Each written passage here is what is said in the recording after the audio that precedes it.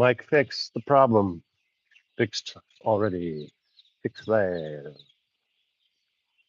Check, check. 1, 2, check, check. All right. We are live on the air this morning on Friday the 18th at 5:55 a.m. in the morning.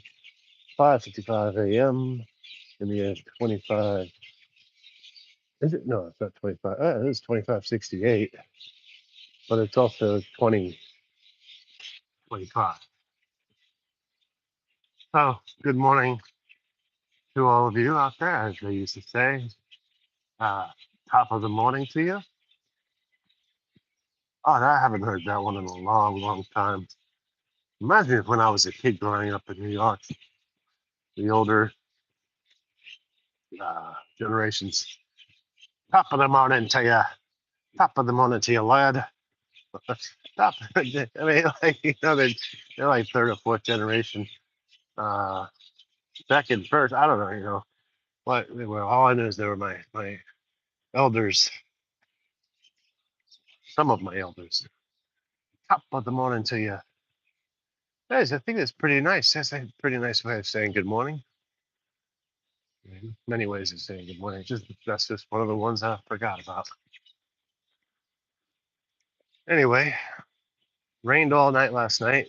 We gotta have a break in the rain right now, which means an exercise. You have to walk in just in time too, right at the crack of dawn. You know, we can get our walk in, get to the market, hopefully buy a little bit of things that we need for that have been requested of us to purchase or uh, so and so and this and that.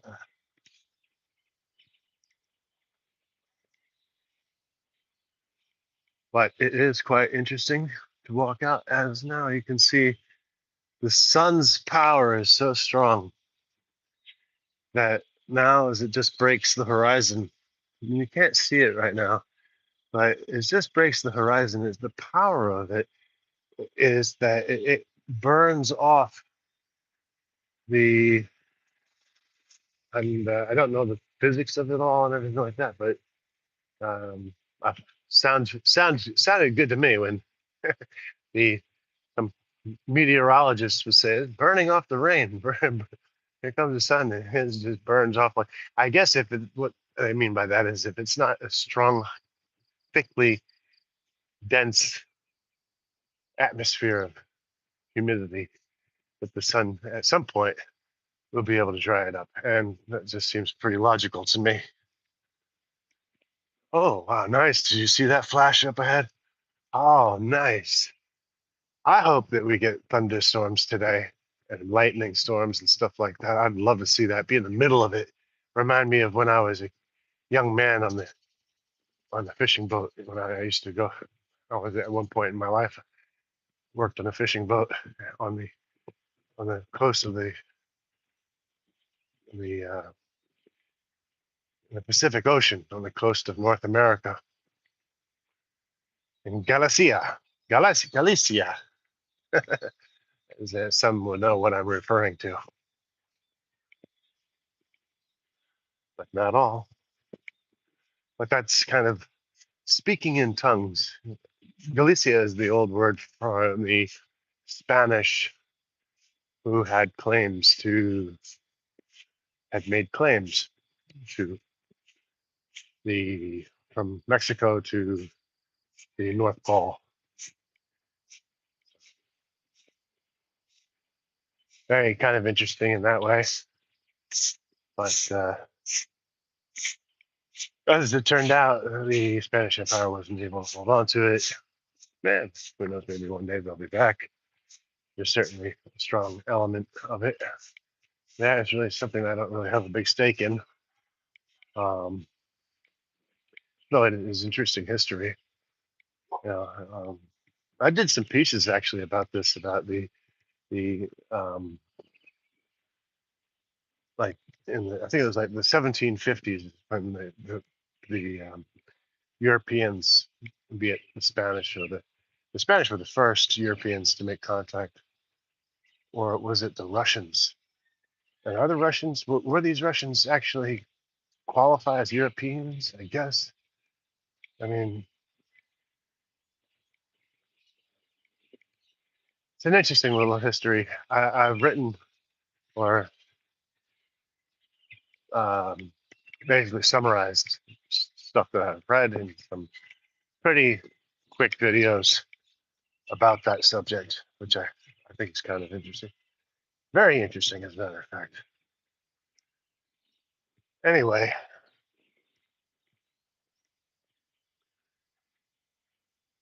it is a wonderful morning, though, that's for sure. It's got that nice, it's like a soup, you know? Is the soup thick, thin? Is it tangy or is it sweet? Okay, it's nice and it's sort of like a little bit of sweetness to it, just a hint, and very light. Yeah, you can still taste the cream a little bit. Yeah, that's pretty cool. Yesterday I had some problems with the microphone.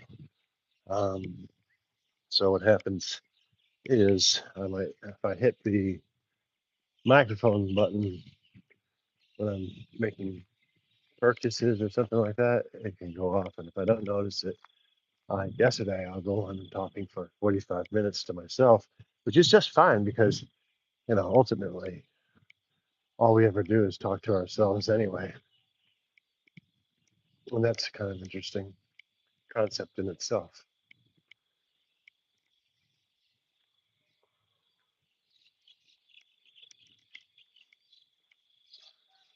But I suppose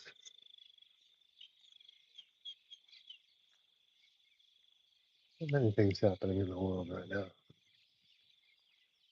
Places.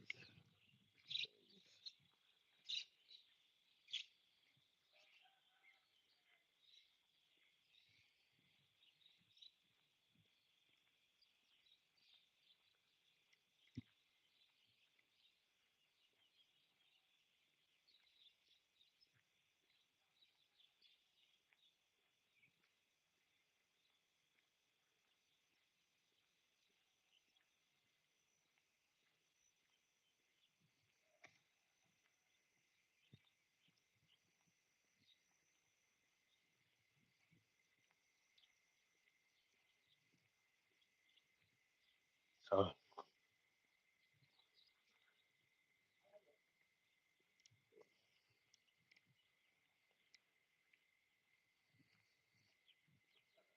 think that's a very interesting thing about prediction models.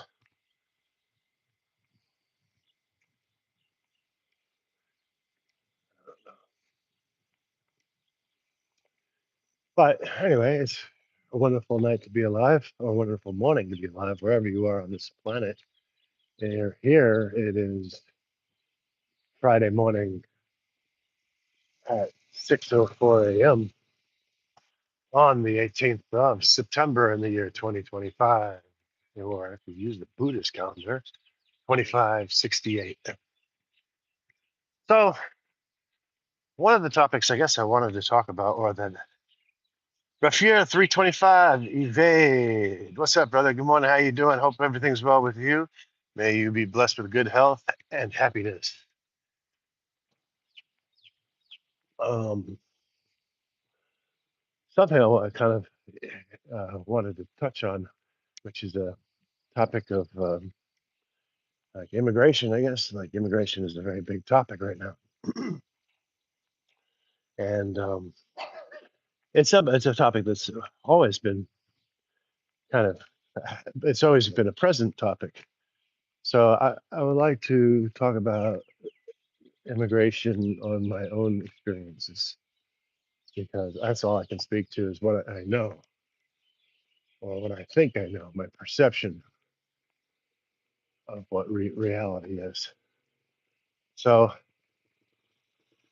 I live in Thailand for over 25 years now.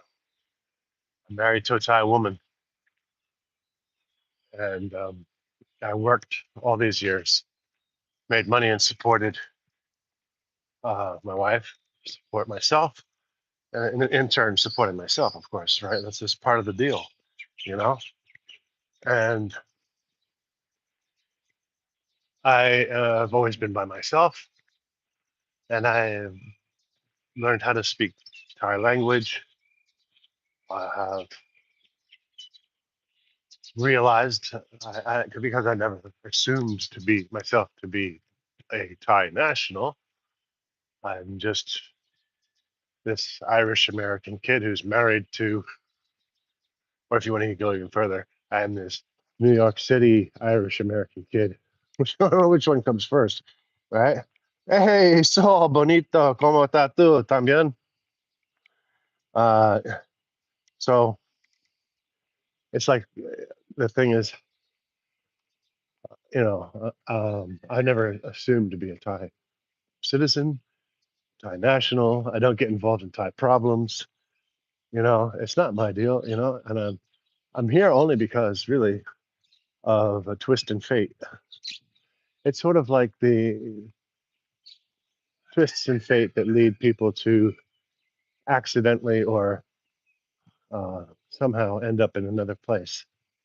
So you can use references like there are groups of people who ended up in other places by accident, like the Portuguese boat that crashed into Ireland hundreds of years ago. And that's why they have what they call the Black Irish.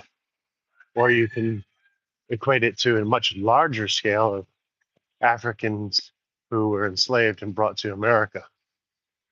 It's different ways of looking at it and different methods. The methodology of these things are different, but these are all things that were just circumstance. And that moves on to other things which are not circumstance, which is the idea that this mass immigration is becomes more of an invasion because it's not accidental. It's not it's not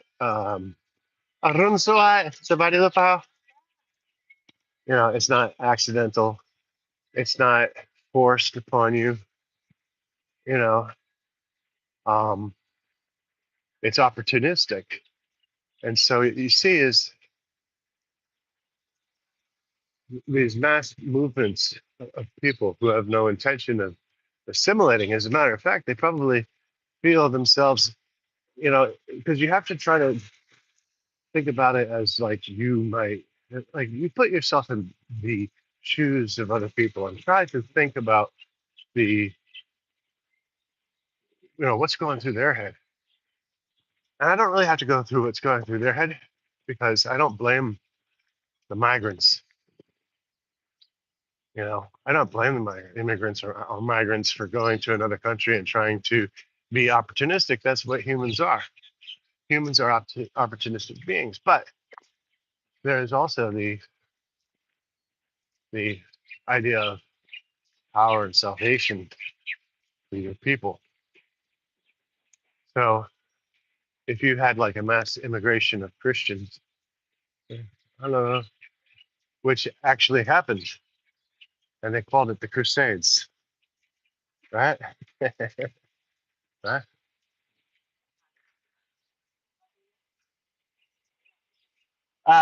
Gracias, gracias. So, uh,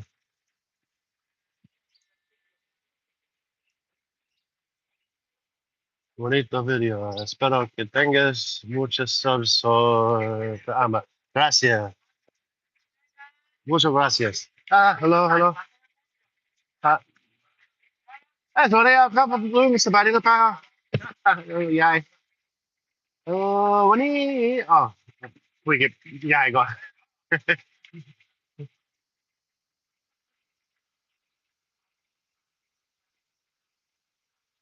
Good afternoon for Saul. He says, buona feliz tarde. Well, it must be afternoon where you are. Here it is. Aquí esta mañana,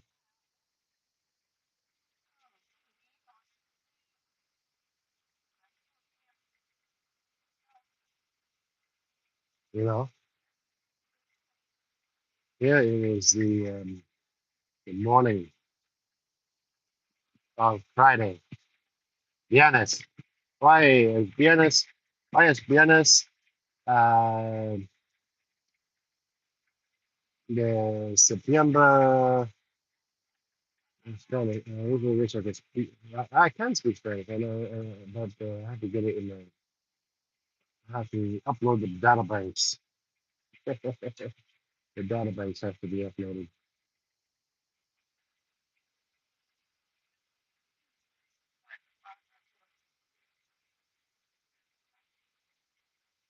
All right. So here we have pork pork buns. ช่วยกับคนนี้นี่ไลฟ์ขอนิ้วนะครับอยากรู้ว่าอันนี้เป็นอะไรผมบอกว่าเป็นหมูปิ้ง or pork on a stick ภาษาอังกฤษภาษา Spanish ภาษาอังกฤษเยอรมันภาษาอะไรภาษา ครับ moving for 5 ใหม่ครับผม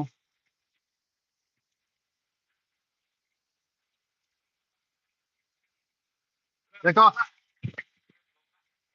ผมลองแล้วเหรอเออจริงอ่ะอ๋อขอบคุณมากเลยผมเช็คผมดูน้ำหนักทุกวันแล้วก็วันนี้ผม 107ประมาณ2-3 เดือนก่อนผม 116-117 ก็เกินออกกำลังนิดหน่อยแล้วก็เลิกเหล้าเลิกเบียร์เลิกวิสกี้เนาะแล้วก็พอซ่องตัวครับ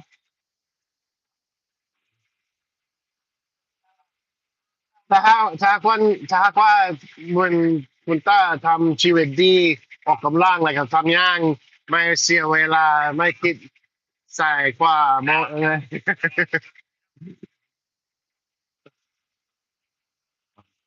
แล้วโอเค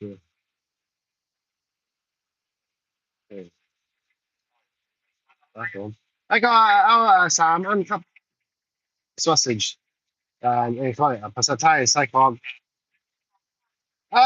สวัสดีครับคุณมารู how are you good morning โอเคอะไรอีก130oh yes oh yes now I know now I remember what else I have to get I have to get something over there ขอบคุณมากยายโอเคขอบคุณครับคุณตาครับผม okay now we made it to the market and สวัสดีครับ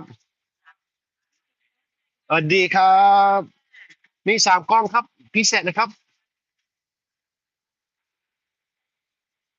โอเคพอเวลา1 นาทีทำอ่ะซื้อ2 ตัวให้หมาแล้วก็ไส้กรอกนี่ไส้กรอกนี่คิดว่าใครจะกินเป็นอะไรดีน้อยนากินหมูปิ้งก็ป้ากินวันนี้ดีไหมนี่ครับผม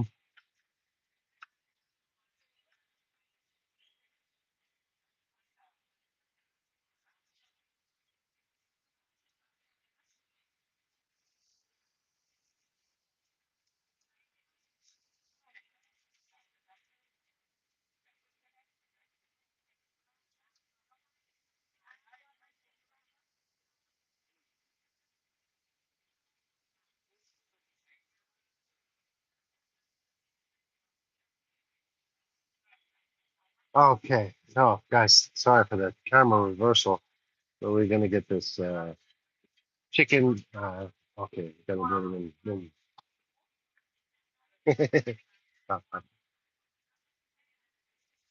Me, me, not, not, ini. ขอเพื่อนขอขออ้าวขอบคุณอะไรสวัสดีครับลุงนั่นคือพี่สบายดีหรือเปล่า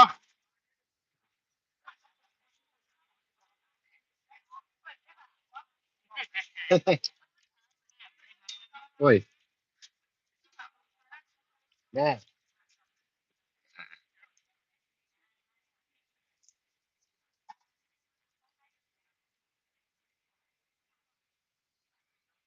Okay, we're almost set here. Bada bing, bada boom. We get this all taken care of. Boom, boom, boom.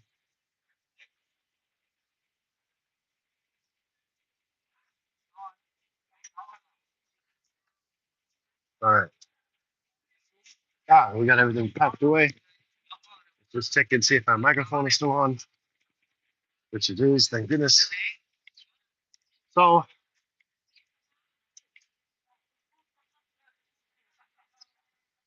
uh, try to be friendly to everybody, you know. So that's the thing about like when I was talking about like immigration and stuff like that. I don't ever expect to be a Thai person. I don't want to be a Thai person. If I was, that would not be me, right? But I also don't think that like if there were 100,000 of me, and that's like a small number, 100,000 of me just coming here, and then like I think that the people that were here before me would not be very happy about that. So I'm very happy being the only one because nobody sees me as a threat, and I'm not a threat. I have no interest in promoting my self interest over theirs, and this is something that is in game theory, right? So this is just simple game theory, right? So I've managed to make myself in my life sort of taken myself out of the game in many ways, and so I feel like in many ways like, and it was my plan from the onset was to remove myself from the game of competition because competition, wow, is fantastic for innovations and stuff like that. You have to be prepared for losses, and so Arun Sawasabadi. So you have to be prepared for losses, and so if I didn't want to live in the world of loss, and this came from a very early age, I knew that the only way I could, if you can't lose if you don't play the game. You know what I mean? So like that's a very simple equation, psychologically, mathematically, whatever. You know. So I wanted to take myself out of the equation. I didn't want to play the game. I don't want to be involved in any kind of politics ever. I don't want, I don't want, like when I was growing up in Brooklyn, you had very clear cut definitions too in neighborhoods, demographics, and stuff like that. You know, and this is one of the most integrated societies that I was supposedly growing up in, was New York City, right? And if this is the example of integration, I have news for you. Integration is not something that works. Like you can't force like whole populations of people to integrate. If people integrate, people have always integrated over the course of time since the beginning. People have integrated, but it's willingly, sometimes unwillingly, like the slave trade, or which is not limited to only Black Africans, because it did happen in the millions to other peoples as well throughout history. And if you want to learn more about that, you can just look at Thomas Sowell or other do some research and learn more about that. But anyway, that's not what we're here to talk about right now. Um, talking about integration is a difficult thing, right? So like even so I take like New York City as I don't know where anywhere in the world that was supposed to be. When I was growing up in New York, I was taught by the system, now not by the people. The system of education that was being presented to everyone who was living there, And that what the system was telling us, and this is not a human being, these are rules that are written by people supposedly who had thought about this to a great measure. Well, apparently, I don't think that they thought about it in a great measure as far as it concerned the people they were trying to enforce these ideas on. Now, it might have been to their benefit for other reasons to try to make people believe that integration is like the best thing. This is a very small experiment in the history. If you look at if you take on a history of things, and it is very unnatural, this forced integration. I think that everybody should be able to get together. That's what I personally think. I think there shouldn't be any, but there, like I said, I can get along and work with and integrate into the society as I am. But there's only me. There's not 100,000 of me, or if you want to put it into other contexts, like a million of me. Can you imagine 100,000s of me walking down this road right now? It would be like inconceivable, you know. And so it's rather a interesting topic, as the person who looks out from the outside in, because I feel like I'm looking from the outside in. I don't have to play the game. Arun Swat, Arun Swat. You know. Oh, okay, okay. Uh, I gotta get this.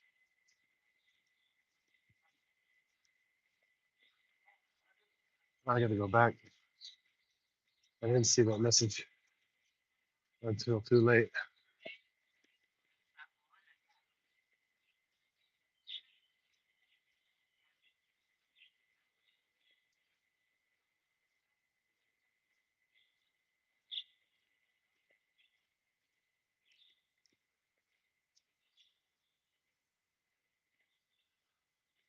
Oh,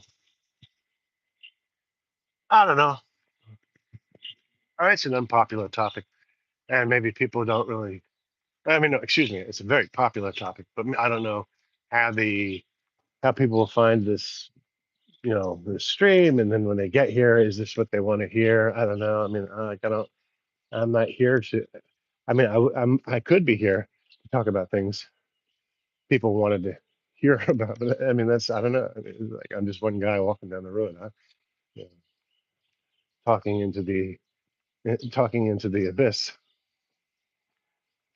So,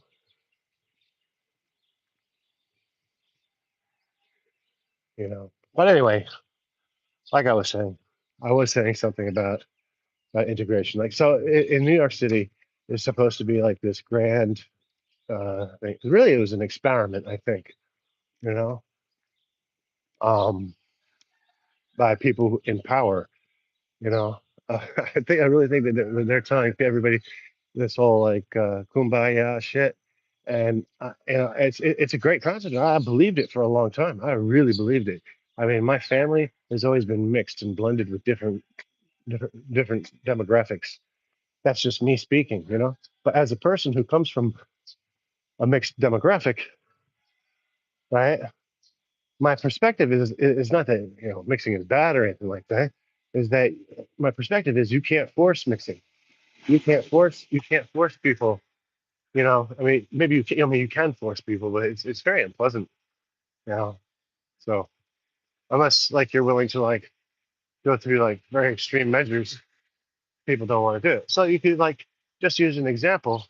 You have certain neighborhoods where certain demographics don't go. So you can use the words like letters A, B, C, D, E, whatever, however many different demographics. You don't have to mention anybody particular. Let's just keep it as a scientific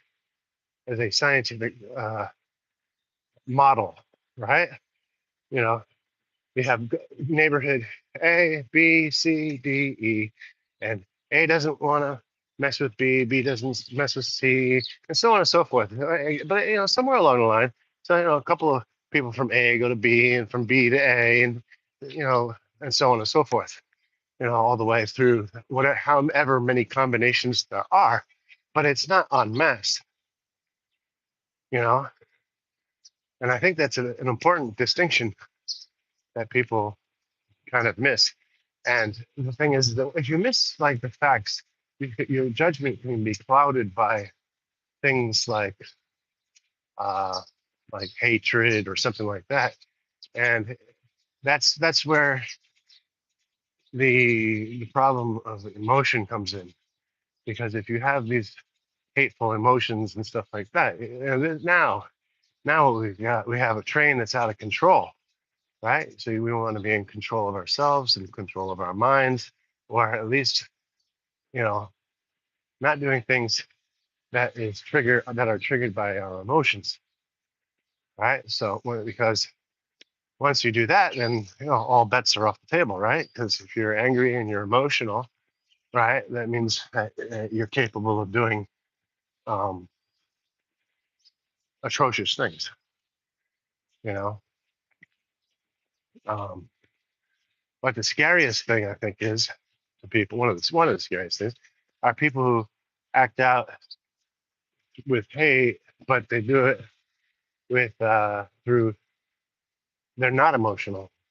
They're uh, they are calculating, and so there are all this is just like sort of science, really. Like you can just crunch the numbers and figure things out a little bit, and once you're able to figure things out and see like what's going on, it gives you a clearer picture of the world and the world that you live in, and how can you navigate through the world, right? And navigate your thoughts. And how do you um, try to be the best person that you can be?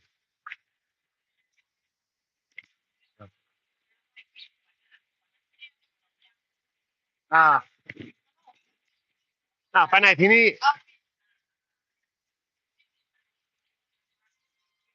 อ่าที่นี่ด้วยอ่าใครข้าวเหนียวครับอ่าครับพูดครับครับผมข้าวเหนียวครับครับผมไม่มีข้าวเหนียวข้าวเหนียวเนี่ยครับอ๋อโอเคครับผมเนี่ยอ๋อ2 ชั่วโมงตัวจะครับผมไม่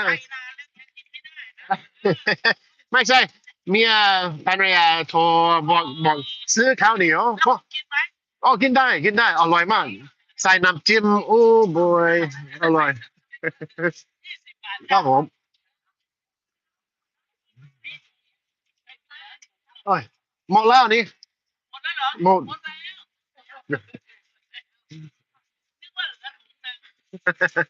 อ๋อ20 บาทแล้ว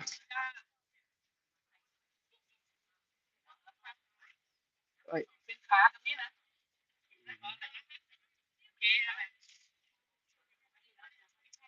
เอาแม่ no ไอ้ยา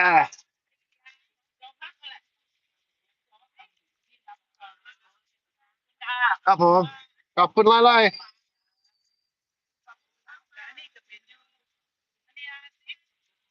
โอเค hello ยายสบายดีลุงโอเคเราซื้อข้าวเหนียวแล้ว I had to go back because I had a request to buy sticky rice, and I got it. So now we got the sticky rice, and we're back to the exercise program, and we're back on the road. So get our motive on and get moving. You know what I mean? So where were we? Just jabbering about this and that. Yeah. So like I've seen some things about like you know like this immigration thing, and so at the core of everything, I think about the what is being, I can only have an opinion on the information that I see. I'm not living it. I'm not, living this experience that we're talking about. And I hope I never have to, where there is this influx of, this, invasion population, you know? So,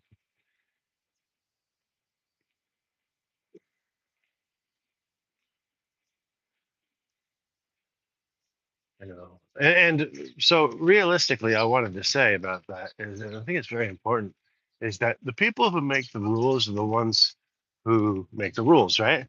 And then the population at large, who supposedly either democratically put these people in office, or are they people who get into office through coup d'etats or violence or power used by physical power or persuasion. But whoever's in power is the one who's making the rules, right? So, oh, um, so if you live in a society that's democratic, basically that means that people have the rights to vote for their leader, and their leaders will implement these ideas that supposedly the people voted for. It is, in a way, kind of it's a paradox, because some things may not be negotiable.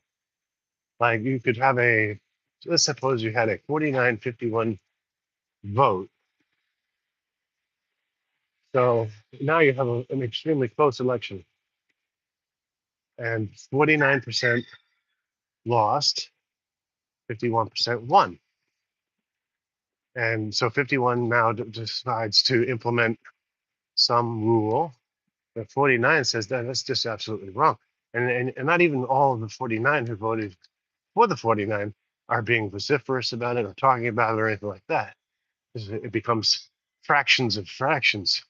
And not all the 51% people who voted the government in are going to be vociferous or actually say what their government, well, the government that won that they voted for, is doing the right thing. So in a way, it's a paradox. Like and like I said, the only way that I have seen uh, to play, you have to remove yourself from the game. I don't want to play that game. And I mean, one way to remove yourself from the game is to have, say, an Irish country. Like Ireland, it's has Irish people in it, right? The name of the country is Ireland, right? So, or Thailand. The name of the country is Thailand. I wouldn't come here if it was. I probably wouldn't come here, I should say, if it was named Islamabad, you know, or something like that. Because I think after the wars and everything like that, it wouldn't be very safe for me. I have nothing against Muslim people or anything like that. I just think about my survivability, you know, and as a peaceful person, you know. So, um, yeah. So in the end, like I think that like when I see Irish people up in arms about what's going on, they have to self-reflect on themselves, and they can't blame. I don't think that they can blame, say, the Afghanis immigrants or something like that. Say, oh well, look at these immigrants who came in, and so like they're ruining our society and everything like that. Or the thousands or hundreds of thousands of other immigrants that somehow got into the country. Last I checked on the map, like correct me if I'm wrong, but Ireland is an island, right? It's an island. So how did all these people get there? They were invited over. They must have come on a plane or a ship. They certainly didn't swim, right? So ultimately, I would say the blame would squarely fall on the shoulders of the people who make the decisions about who comes in or out of their country, you know? And look, Thailand has pretty good understanding of this. They can, they openly welcome many people to come here, millions of people from all over the world every year, but they still maintain their identity, and and their sense of self. If you lose your sense of self, you are you have no sense of self. Then what are you? I mean, you have no idea what you are. Where you're going? Who do you? How do you identify yourself? You know, and so inherently, these are just things that are, out there that, um, to me seem like common sense. Just common sense. But there's all sorts of bogus narratives being thrown around, and emotional dialogues and stuff like that from every angle and point, from up to down to left to right. They're coming from every direction. You know, so the truth is something that goes in a straight line. I guess that's an interesting way of putting it. The truth is something that goes in a straight line, but if you're hit with many different ideas from every different angle, then you're not following the truth. That's just a very simplistic way of looking at it, right? But it's also, I think there's a lot of merit to it. So um, I definitely think there's a lot of merit to it. And I say that without any hate. I don't have hate for anybody except maybe myself. Oh, look at that. That's beautiful, huh? They're celebrating this monk who lived 100 years. I don't want to stick the camera in there too long, but you could get a flash of the beautiful lot and what it's all about, you know? So, anyway, keep going on a walk here and see what it's all about. So, the thing is that so now, now we're caught. So about this whole topic, is that you get into, I guess, maybe a paradox is the same thing as a conundrum, or a conundrum is the same thing as a paradox. You have this situation where now it's like damned if you do, damned if you don't. You know what I mean? So to me, there are some very clear answers. Uh, is that if you want to keep your identity, you have to fight for it, and it's just throughout history. And you can look at the Romans, you can look at the Mongols, you can look at the caliphates, you can look at Christians, you can look at Jews, you know. So every one of those people, and more ones that I don't even know about, we're all fighting for their identity, and they just do it through war. Unfortunately, that's the grim reality. And so that's something I wanted to remove myself from. I was happy to remove myself from so that I could find peace and live my life peacefully. That was my original intention. And it didn't always work out that way. Certain things, you know, get into your life. Sometimes maybe they're drugs, maybe they're alcohol, maybe um, those are the easiest ones. But maybe they're ideologies, which are also potent stimulants, right? Um, so um, So the thing is that like when okay, so in reference to Ireland, they have this guy Tommy Robinson, I think his name is, and he's out there saying, I don't even know if he's Irish. I think he might be English, So, um, saying, what's going on, and I fully agree with what they're saying. Just as I would fully agree with uh, Muslim people in Afghanistan having the I guess like the Taliban is pretty much, it's I don't say it's their choice because certainly governments can be. I don't know. So somebody about somebody. Uh-oh. Don't die. Anyway, so bye bye, couple.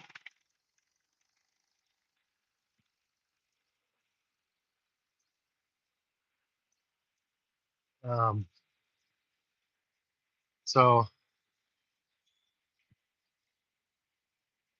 um, yeah. So where was I?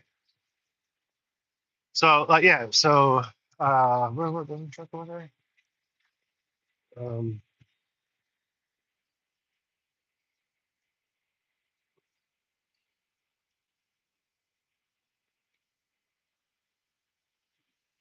I lost my train of thought for a second. That's how weak we are. Yeah, even can be distracted so easily, and that's the power of people who are more intelligent is that they don't get distracted. Or distractions don't bother them. They use distractions to, you know, get their power, or use power, or something like that. So anyway, I'm trying to remember what I was talking about. So, um, okay, so yeah, so the thing is that I don't have ill feelings towards the people like Tommy Robinson or other people who speak for their nationality. Just as like I don't have any problem with the United States. So if you have Latinos who clearly have a Latino presence, it's Latino, right? And you have a black presence, it's black, you know, black American heritage. And then you have another segment of society that's clearly this either white, uh, there are different kinds of obviously each one, but let's just okay generalize it. Some white uh, group. Clearly, they have their own ideas, and I don't have any hatred towards any of them. And ultimately, you know, I don't expect personally. I don't expect them to just like be anything other than like well and vinegar. You know, basically, you can't change it. You can't change um, science. But certainly there are particles of vinegar and oil that mix. And whatever. I don't know, man. It's just like I don't think it's all that complicated. What I think is complicated is that the getting people to understand what the situation is. But there are people who are confused by some sort of ideology and programming the way their mind's programmed. And if you don't free your mind from these things, then you are bound to be um, you're bound to be not free of your own thought. You know, so and I think that it is in the hands of people, to who can lead and say something intelligently about what's going on rather than out of self-interest. So you have to just, here's another topic, is it back, this goes back to what I was talking about yesterday about the game theory, people acting out of self-interest, which is something I've always been diametrically opposed to, you know. that when people act out of self-interest, I've taken it to such an extreme as to basically have nothing except myself. But I don't have nothing because I have a whole lot. So it's like you look at like Bob Marley, and he's told the reporter when he was asked about millions of dollars in the bank, Bob Marley looked at him like he was stupid. He's like, what? Is that how you measure your money? You measure your wealth in in dollars in the bank? And you know, clearly Bob Marley didn't, and he lived by it. I don't know what his financial situation was, but I don't think that he lived in a super extravagant lifestyle. To be honest with you, I mean, you can. I think he just promoted peace and harmony.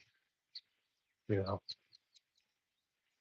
but that's why I think that Bob Marley, because he was a man of faith, should be made a saint because of the worldwide effect.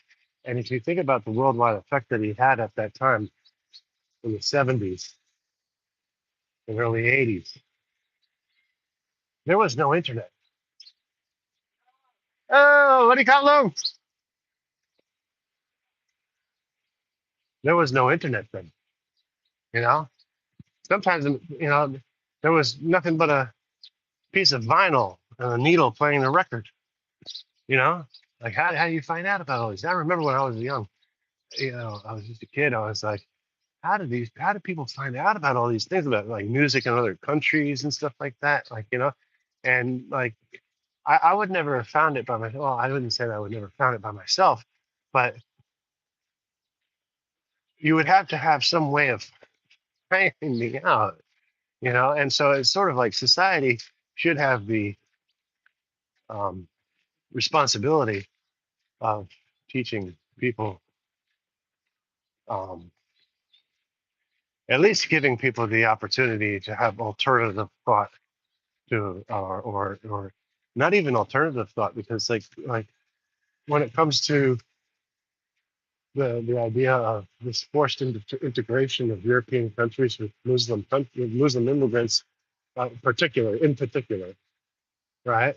I think that it's like to me the alternative way of thinking about things is to actually implement that, because it doesn't make any sense to me whatsoever. I mean, it's like to it's like you like you. Well, I mean, what I guess we can make a joke about it and say that the Europeans were tired of winning so many wars that they just brought the war onto themselves, like brought to their own turf. Shit, if we're gonna invade all these people, fuck it, might as well invite them over here so we can fight them. I mean, that's the way. I mean, like, how stupid can you be? You know,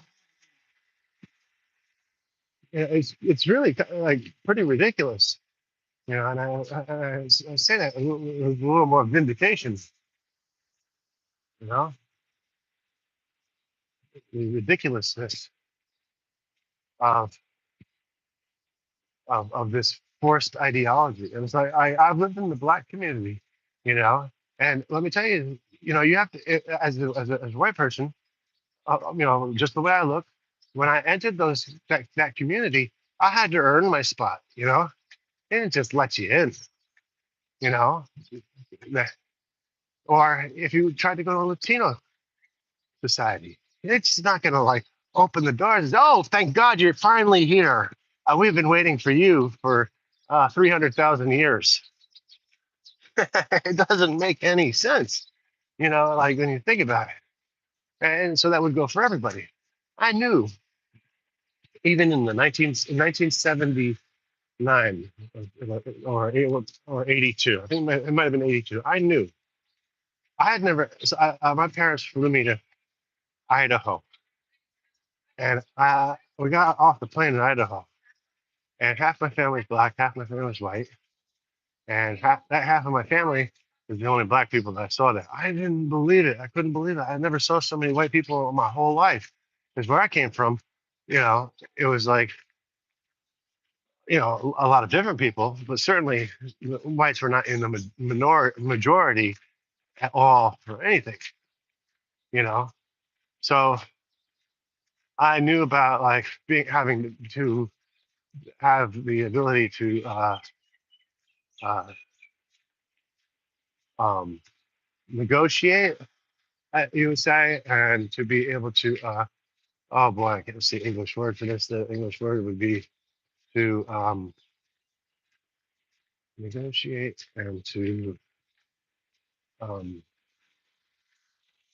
I'm forgetting what the word is, but to be able to accept, to accept that you're not going to get everything. You're not going to get the whole piece of the pie, you know, and that this pie that we have here, you have a lot of people who at the table who want to eat, so to speak, if you want to talk about it most in sort of like a very clear way, you know.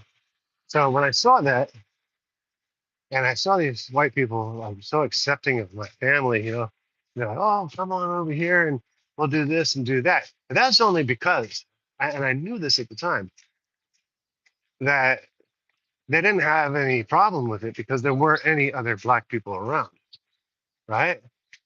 So they didn't have any problem with it. But once I knew this was going to happen, and I thought about like so it was almost like I saw the future of because I knew that modes of transportation were going to be opened up and people would be traveling more and stuff like that. And that's not really stuff that I thought up by myself. But I thought to myself, I was like 12 years old. I was like, what's going to happen what's going to happen when this great whiteness that I've seen, like I don't mean great in the sense of like great. I mean like the amount of white people that I saw was just absolutely mind staggering to me. I'd never seen it in my life. What's going to happen when their ranks are infiltrated and all of a sudden, you've got people of different, you have A, B, C, D, and E. What happens when you go to A's neighborhood and you're riding through there with B's neighborhood and then you have C's neighborhood coming through, and all of a sudden it's like they're opening up. Well, you know, you don't have, you're not A, B, and C are going to become something totally different. So A, B, and C is going to make E. You're going to end up with E. I, I wonder if that's how they came up with it. Like Americans, blacks, Chicanos equal, right? A, B, and C. A, B, C. What D? Who's D? I forgot about D. Devil.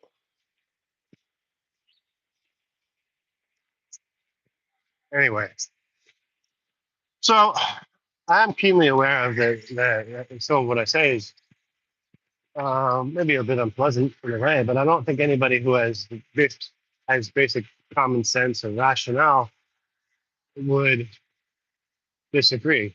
And I just don't think. I mean, I don't see how you can disagree. I mean, maybe I'm wrong. I would like to hear the other side as to why it's wrong for people to want to be themselves.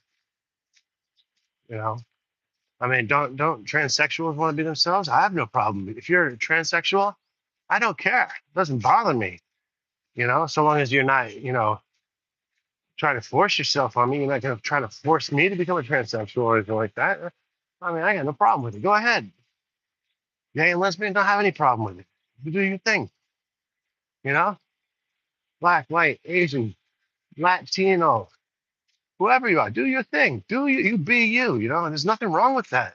And here we are in a world now that's that in a sense people are telling one group is telling another group they can't be themselves. And if you tell a group that they can't be themselves, then if that group doesn't stand up and fight for themselves, they will be conquered, subjugated, or whatever. And it's just common sense, you know. Yeah, I mean, in a way, I can't even believe that this discussion is even on the table, you know, because it's like so many wars and so many lives have been lost and destroyed for people who are fighting for their identity and for their nationality and nationalism and for freedom, and stuff like that. Yet now It's like a virus that's like on steroids, like this idea of forced integration and forced assimilation and stuff like that. To me, it's just totally ridiculous. And I think that the technological age has a lot to blame for this. As that the and I don't want to use the word blame, but influence for this, because if you're if you live in a digital world, if you live in a digital world, right?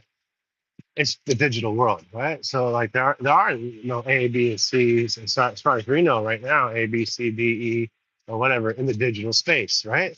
Now they're created when they start creating, you know, when the abilities of humans became better to create, multicolored, emojis and stuff like that, So, but the thing is that the digital world, if you grew up in the digital world, you don't really. That if you believe in the digital world, if you believe that you think like a computer or something like that, and that only the computer is the truth, which in many examples the computer logic is the only truth, But this is pertain to certain things like problem solving, like equations, you know. And I'm not, how it correlates into humanity, which is I just don't know. I don't understand how it, this idea from the digital space perspective is, you know, and in a way, it's like it is a paradox unto itself, because we're talking about logic, right? And so, does a computer have absolute truth and absolute logic? Well, certainly for itself, it does, but we're not, in the world of the computer or digital information, it doesn't have something. It doesn't have an opponent. It doesn't have. I mean, oh, it does have an opponent. Excuse me. Fantasy, I guess, is one of them. Fantasy is an opponent of logic. But fantasy, as we use this in the English language or the Romance languages, fantasia and stuff like that. Um, whatever language you use it, fantasy isn't a very productive place to be, because we live in so there's so many ways to interpretations to unpack and unravel this whole thing. Like, do we want to be logical? Yes. Does logic say you know that everybody has to integrate? No. Does I mean, there's things that you have to evaluate. Well, maybe there's some questions that just should be left alone. Like, you know let people be who they are. I mean, as they're being designed through the great beyond. You know, and it's really a fascinating question to me. And I wish I had more skills to answer these questions. I wish I had more skills to, not skills. Well, skills, yes, but I wish I had more data to back up what I say. But in a sense, the data is so overwhelming right now, as far as the social context, that because it's sort of just boiling over, you know, into um, really into other realms. And if groups don't get their act together, then we're just going to see, you know, if let's say nationalism is no longer acceptable, race is no longer acceptable, then what we're going to see is the evolution of a whole new species, right? Which has no race, no identity. It's not a human. It's a whole new species, So anyway, those are kind of like the very perplexing questions to ask yourself. But what I think is important above all is to ask these questions without emotion or hate, even though you can. I want to show you something, show you guys something. Look at that. Isn't that beautiful? That is absolutely beautiful. That's what we get for the rain season when the difference of temperatures and stuff like that come bring the clouds from the valley up to the mountains. That's beautiful. Yeah. I'm glad you guys like it too. That's why we're out here, right? Ultimately. Anyway, so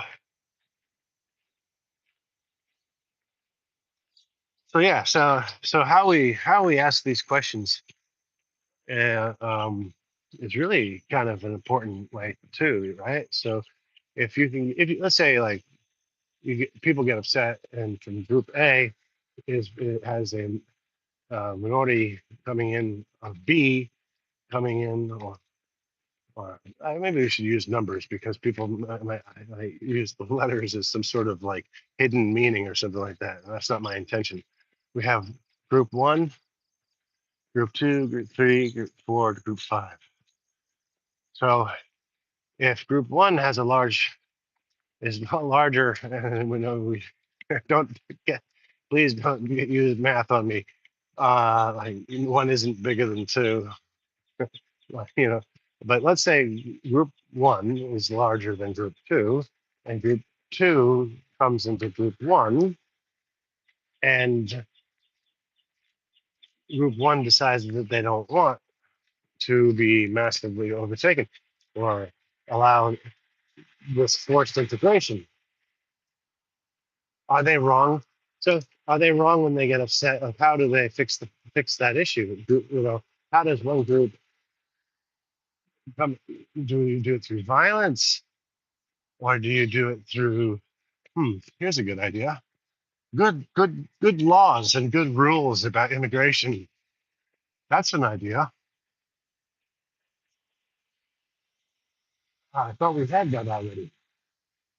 I thought certainly most, or we just make it so inhospitable that you don't want to go. Yeah, we don't. Other people just don't want to be there. And believe me, there are groups of people on this planet who make their environment so inhospitable that it's a defensive mechanism through nature. They make their environment so inhospitable to outsiders that outsiders don't want to go. It's a defensive mechanism. It doesn't always work because sometimes the outsiders come with a whole bunch of other outsiders and just wipe out the group. You know, yeah, and so that's happened throughout history too. So it's an interesting. It certainly is interesting, and I don't think that anybody really has um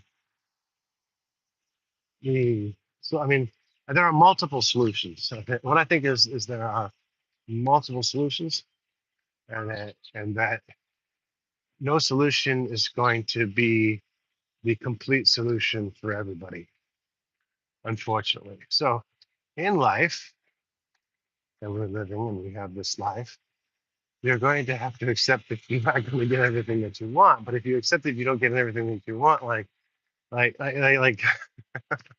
I mean, it says you can never escape this paradox. This paradox is never ending, So it's crazy. I mean, like, I have to try to think about it. But yeah, I guess all the best advice I could give is try to be the best person, best you can be to other people around you. Respect everybody around you, and this will certainly increase your survival chances. But That's whether you have the majority or minority, and how many different uh, uh, factors are there, So, like, I don't know. It's like, just be a good human being if you can. If being a human being isn't even equal to being good, what if that was the case? They always teach you that, like, to be a good human being, but maybe you could even ask the question: is it possible that human beings aren't meant to be good, like under their, you know what I mean? Like what, like, maybe, maybe, maybe we're not good. You know, that's another possibility. What about that? Have anybody ever? I know they have. But if you look at like people who ask these kinds of questions, like the late great George Carlin in his skits, in his acts, which if you have never seen, I can't go wrong by recommending anybody to take a look at George Carlin. Um, absolutely. Uh, and the thing is, he's called a comedian, but really is a philosopher. And you have people who are also comedian, great philosophers like Chris Rock. Like Red Fox. You have Richard Pryor and Eddie Murphy and stuff like that. And you have um, other philosophers like what's his name, Dave Chappelle, right? Or uh, and I'm sorry if I can't name too many great comedians who are not black, except for George Carlin. I'm I'm sorry. That might be just a reflection of who I am, because I can't. I'm thinking. I'm trying my hardest. I suppose there was this guy named Dave Rickle, but like I don't remember his name. Rickle or Dave Riddle or something like that. Uh, Rodney Dangerfield. Yeah, Rodney Dangerfield. I liked him. He was all right. Rodney Dangerfield was all right. Uh, but when you think about like the greats and stuff like that, in at least my opinion, if you put the greatest comedians of all time, it would be George Carlin, Red Fox, um, uh, Richard Pryor. These are the three greatest to me. Beneath them would become like Eddie Murphy and Chris Rock. But maybe that's just because of my generational thing. So for me, like the best would be Granddaddy, Red Fox. Then comes like George Carlin. And after George Carlin, would come Richard Pryor. After Richard Pryor, would come, that's what the way I see things. Anyway, oh, okay. Yeah, I thought I should walk on the other side. People were telling me that too. And I didn't understand. I told them I wanted to walk on this. Oh, no, I wanted to walk on the other side of it. I was doing it the wrong way this time. Yeah, yeah, thank you. I appreciate that. Anyway, everybody, have a wonderful, wonderful uh, morning, noon, or night, wherever you are on this planet. And I hope that everybody enjoys good health and happiness. And these are the real wealths. Good health and happiness are the only things truly matter in my opinion. Anyway, bless you all, and wherever you are in the world, may you all have a wonderful, great, absolutely wonderful day. Bless you all.